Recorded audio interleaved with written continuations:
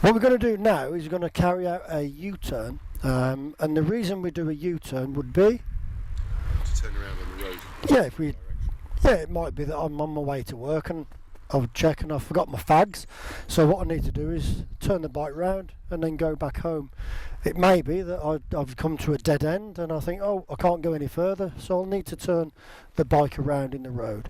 And probably the most important one for that is the reason for it would be when I'm doing a motorcycle test on my module 1, I would need to demonstrate to the examiner that I can carry out a U-turn successfully without any problems. Does that make sense? Now I've done the observation lesson, so what we need to think about is if I'm on a live road now and that line of cones there is one curb and this line of cones here is the other curb, so what observations do you think we would need in order to carry out a U-turn successfully? They need to do a mirror and a life saver before we pull away from the curb. Yeah, so before we even move away from the curbside, we would need to check behind us and make sure that was safe. What about oncoming traffic?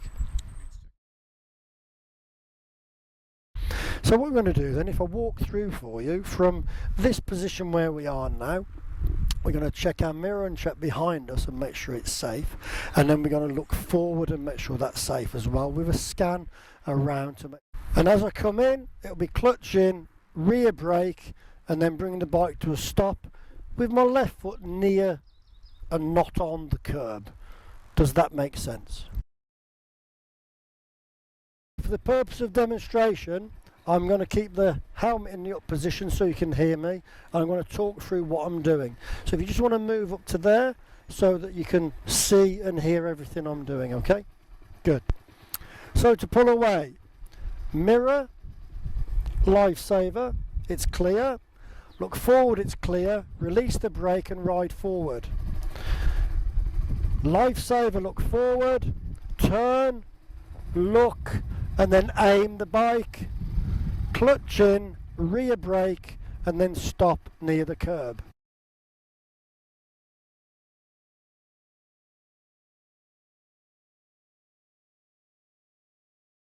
If you want to start the bike when you're ready, and what we will do is we'll carry out a moving exercise first. So we're going to ride down the line, do the U-turn, and then come and stop opposite where you are now. So just before you go, just tell me what you're going to do. Into gear. Yep. And then I'm going to do a mirror check, lifesaver. During the instruction phase, the instructor's role is to identify the fault, use fault analysis, and give remedial action so that the student understands what they need to change. Okay, we're now going to go into a phase where we're going to practice until proficient. So what I'd like to do now, I'm just going to move away. I'd like to do 3 or 4 U-turns on the move, and when you've done 3 or 4 U-turns on the move, we can then do 3 or 4 static. Does that make sense? The instructor's input should be minimal during the practice phase.